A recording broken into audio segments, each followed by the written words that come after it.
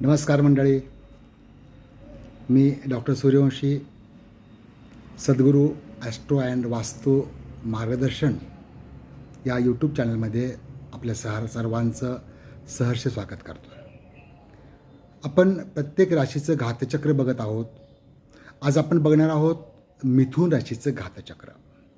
या घातचक्राचा उपयोग आपण कोणत्याही महत्त्वाच्या कामासाठी किंवा सरकारी कामासाठी कुठल्याही शुभ कामासाठी करायचा नाही आहे. हे जे घातचक्रामध्ये जो कुठला महिना, तिथी, वार, नक्षत्र, योग येथील त्या दिवशी आपण शक्यतो आपलं काम टाळायचं आहे. तर बघूया आपण मिथुन राशीचं घात महिना.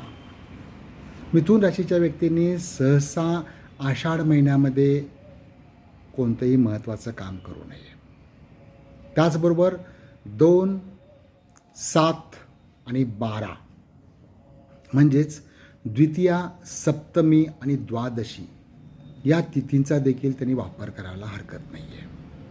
त्याचबरोबर सोमवार हा मिथुन राशीचा घातवार आहे. त्या दिवशी कुठलंही महत्त्वाचं काम शक्यतो करू नका. त्याचबरोबर नक्षत्र आहे स्वाती नक्षत्र. स्वाती नक्षत्राच्या दिवशी जे तुम्हाला कॅलेंडरमध्ये बघून कळू शकेल की स्वाती नक्षत्र ज्या दिवशी आहे त्या दिवशी कोणतंही महत्त्वाचं कार्य करायचं नाही आहे. त्याचबरोबर परिग नावाचा योग आहे आणि कौलव नावाचं करण आहे.